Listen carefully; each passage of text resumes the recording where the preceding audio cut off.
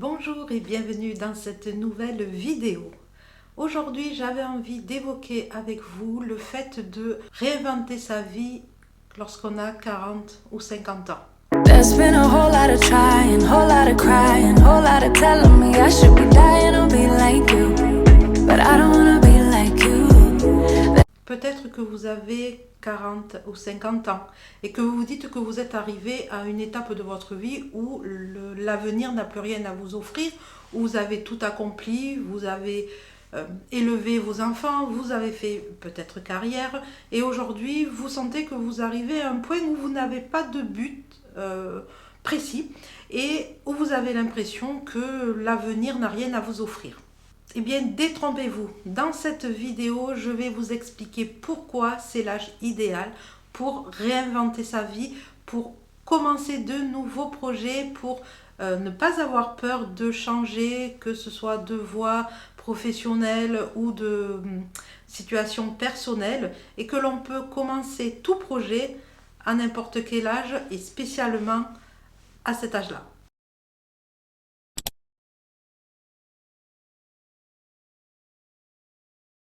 Personnellement, c'est presque à 50 ans, suite à un divorce, que je me suis posée pour savoir où j'en étais, pour savoir ce que je voulais faire et pour donner un nouvel essor à ma vie, des changements et des projets que j'ai laissés de côté, décider de prendre ma vie en main et de faire ce que j'avais envie et ce que je n'avais pas osé faire jusqu'à présent.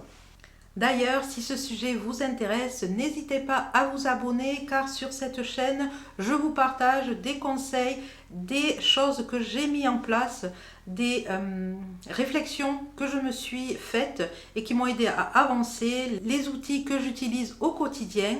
Donc, abonnez-vous. J'ai également créé un e-book. Je vous mettrai le lien dans la description pour le télécharger. Il est totalement gratuit. 4 clés pour vivre une vie épanouissante. Pourquoi 40 ou 50 ans est l'âge parfait pour vous réinventer et vivre la vie qui vous inspire et la vie que vous avez toujours voulu vivre, une vie heureuse et épanouissante. La première chose, bien évidemment, c'est l'expérience. À cet âge-là, on a la faculté de prendre du recul sur les situations.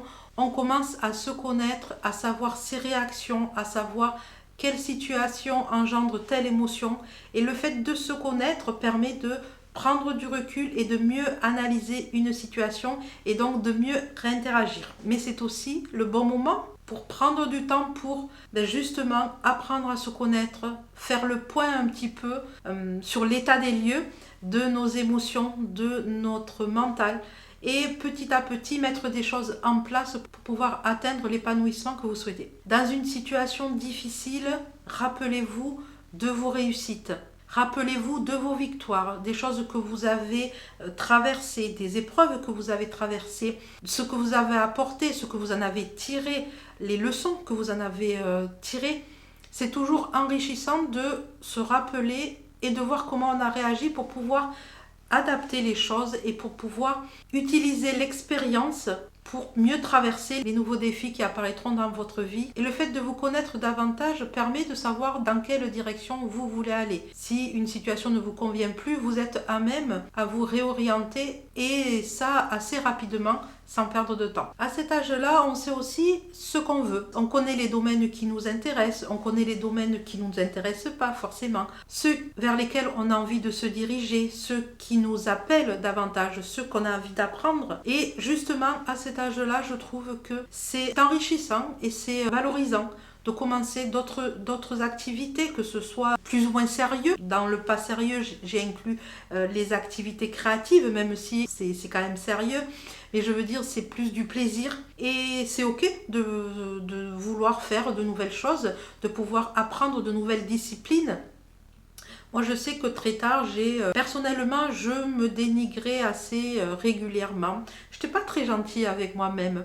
Et puis, en faisant cet exercice de lister un petit peu tout ce que j'avais réussi, mais que ce soit les diplômes, que ce soit dans ma vie personnelle ou professionnelle, je me suis rendu compte que finalement, il y avait pas mal de domaines dans lesquels j'étais assez bonne. J'ai d'ailleurs repris mes études à 38 ans, je crois, et j'ai obtenu diplôme de préparatrice en pharmacie à 40 ans et ça n'a pas été facile de me remettre dans les études, mais personnellement, j'ai besoin au bout d'un certain temps de refaire travailler mon cerveau. Alors c'est vrai que j'avais fait diverses formations, j'avais appris la langue des signes, j'ai repris mes études pour devenir préparatrice en pharmacie. Et maintenant, je suis plus dirigée vers des activités, on va dire, créatives, puisque j'ai repris le crochet, j'ai toujours fait du scrapbooking, je suis assez manuelle et c'est vrai que c'est quand même valorisant et satisfaisant de créer des choses de ses propres mains. Et s'il n'y a pas que les jeunes, c'est pas que donner aux jeunes d'essayer de nouvelles choses et d'être bon d'ailleurs. On peut tout à fait évoluer et être performant à cet âge-là et même on a cette envie et cette discipline justement de rester concentré et d'aller au bout des choses puisque on a cette maturité qui fait que à partir du moment où on a décidé de faire quelque chose, eh bien on va jusqu'au bout. Tout ça bien évidemment est lié aussi à la confiance en soi. Le fait de se remémorer ses victoires, de se remémorer ces épreuves par lesquelles nous sommes passés, qu'on a traversées avec plus ou moins de succès, mais qu'on a réussi à les dépasser, je trouve que ça permet de reprendre confiance en soi, en ses capacités. À un certain âge, on aurait tendance à dire qu'on n'arrive plus à absorber les informations. Alors ça peut être vrai dans certains domaines, mais le fait de faire de nouvelles activités vers lesquelles on se sent attiré, eh bien ça permet de se dire on est capable, comme tout un chacun, et tout ça, bien sûr, ça valorise et ça permet de reprendre confiance en soi et petit à petit de retrouver ce manque d'estime de soi ou de confiance en soi qu'on aurait pu perdre au fil des années. Donc ce que je vous invite à faire, c'est de vous poser, de lister toutes vos réussites, toutes les choses, toutes les épreuves, tous les défis que vous avez traversés, les points positifs que vous en avez ressortis, les traits de caractère peut-être que vous avez identifiés, les choses positives, les choses valorisantes, et vous verrez qu'il y en a quand même pas mal.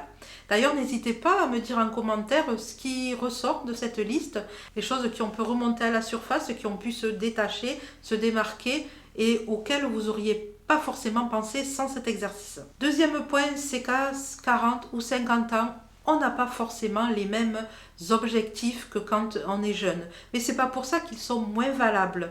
On a tout simplement d'autres priorités, on a tout simplement accompli certaines choses qu'on n'a plus besoin d'accomplir à cet âge-là, mais qui sont tout aussi valables. C'est donc le bon moment pour mettre à plat les objectifs, les choses que vous voulez accomplir et voir si c'est toujours d'actualité ou si ces envies, ces besoins ont changé et quelles sont les nouvelles choses que vous auriez envie d'expérimenter ou de découvrir à cet âge-là. De plus, c'est moins basé sur l'impulsion, sur la jeunesse et ce sont des objectifs ou des choix plus posés, plus réfléchis.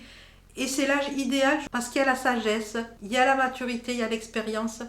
Et tout ça, ça fait un mélange, ça fait une association où on est plus posé.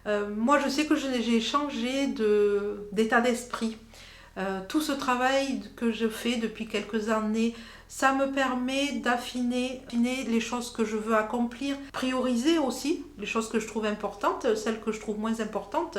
Et c'est pas forcément les mêmes envies que j'ai, et c'est pas forcément les mêmes envies que quand on avait 20 ou 30 ans. Donc aujourd'hui, réfléchissez aux gros projets, peut-être un pays que vous avez envie de visiter, peut-être un projet que vous avez laissé au coin de votre tête. C'est peut-être le moment pour clarifier tout ça, planifier, voir ce qui est faisable et vous lancer et faire le premier pas pour enfin accomplir ce dont vous aviez envie. Encore une fois, donnez-vous la permission de faire ce qui vous appelle. C'est tellement important de s'écouter. Et à 50 ans, je pense qu'on a assez écouté les autres, on s'est assez occupé des autres. Donc il est temps aujourd'hui de vous occuper de vous et de prendre soin de vous. Donc écoutez-vous. Pas la petite voix intérieure qui vous dit non, c'est pas le bon moment, non, il y a encore ça à s'occuper. Non, c'est vraiment écoutez-vous, vous, votre cœur, votre essence et agissez. Tellement important de s'écouter et de vivre une vie inspirante que vous méritez. Donc n'hésitez pas, faites une liste des projets qui vous tenaient à cœur. Si c'est toujours les mêmes, bien évidemment. Et si c'est plus les mêmes, eh bien faites la liste des nouvelles choses que vous avez envie. Peut-être qu'au fil du temps, eh bien des choses qui vous plaisaient à 20 ans ne vous plaisent plus aujourd'hui. Eh bien qu'est-ce qui vous plaît aujourd'hui ? Quelles sont les passions que vous avez envie de refaire ou les nouvelles choses dans lesquelles vous avez envie de vous diriger. On a été tellement présent pour les autres, on a tellement comblé les besoins des autres, les aspirations des autres, on a aidé les personnes de notre entourage à atteindre les objectifs qu'ils s'étaient fixés. Donc aujourd'hui, il est temps de vous preniez en main et que vous fassiez vos propres choix, vos propres objectifs. Comme je le disais dans une précédente vidéo, vous avez le droit, sans culpabiliser, de faire ce dont vous rêvez, de vivre la vie épanouissante que vous souhaitez vivre. Donc ne culpabilisez pas, n'ayez pas peur, ayez confiance en vous. En faisant des petites choses, ça va augmenter votre estime de vous, votre confiance en vous, et ça va vous donner l'impulsion de vivre cette vie qui vous attend et qui est là au bout du chemin. Alors je conçois totalement que c'est parfois difficile d'oser faire quelque chose qui va totalement à l'encontre du courant actuel dans lequel vous étiez. Mais justement, c'est ça qui est beau. C'est de prendre la décision et d'oser à 50 ans. Tout est permis. La vie est encore longue et belle. Et même si le passé n'était pas forcément joyeux, et même si vous avez l'impression que vous ne voyez pas le bout du tunnel, eh bien si, il y a la lumière au bout du tunnel, et il ne tient qu'à vous d'agir pour arriver à cette lumière. Écoutez votre cœur plutôt que votre mental, car le mental, lui, son rôle, c'est de vous protéger, et donc de vous laisser dans l'état d'esprit dans lequel vous êtes. Même s'il ne vous convient pas, eh bien c'est ce qui est connu pour lui. L'inconnu, pour votre mental, c'est danger, même si foncièrement, il n'y a pas de danger. Le fait de vouloir faire une autre activité, de vouloir prendre une autre direction, au début, vous allez être tiraillé, mais il n'y a aucun danger. Au contraire, le seul danger que vous puissiez avoir, c'est de rester dans la situation actuelle. J'espère du fond du cœur que vous n'allez pas écouter la petite voix et que vous allez écouter votre cœur. Dites non à tout ce qui vous prend, qui vous pompe votre énergie, qui vous met votre morale au plus bas. C'est le bon moment de prendre les rênes de votre vie et de décider ce que vous voulez vivre. De dire non lorsqu'il faut dire non et pas oui pour faire plaisir. Vous affirmez dans la gentillesse et l'écoute, c'est totalement possible, mais vous priorisez et vous donnez l'opportunité de changer ce qui ne vous convient pas dans votre vie. En faisant cela, vous ouvrez les portes et vous vous donnez la possibilité de vivre les choses qui vous font vibrer et de ressentir au quotidien ces sentiments de sérénité, d'apaisement, de bonheur, d'amour et de reconnaissance sur la vie que vous menez. Un autre point qui peut être important, c'est que peut-être qu'à 40 ou 50 ans, vous n'avez plus les contraintes que vous aviez à 20 ou 30 ans. Donc c'est peut-être le bon moment justement pour essayer de nouvelles choses. Vous en êtes capable. Tout ce que vous avez déjà accompli avant vous donne le sentiment et vous prouve, entre guillemets, que vous êtes capable d'accomplir des choses. Aujourd'hui, que vous n'avez plus de contraintes, que vous n'avez plus peut-être de personnes à charge, c'est peut-être justement le moment de faire les changements dans votre vie que vous n'osiez pas faire avant. Prenez la décision de créer la vie qui vous ressemble. Prenez la décision de vivre la vie qui vous ressemble, en accord avec vous, avec vos valeurs et avec vos envies. Voilà pour cette vidéo, j'espère qu'elle vous aura apporté des pistes, j'espère qu'elle vous aura donné espoir et motivation pour enfin mettre des choses en place. À très bientôt. There's been a whole lot of trying, whole lot of crying, whole lot of telling me I should be dying or be like you, but I don't wanna be like you.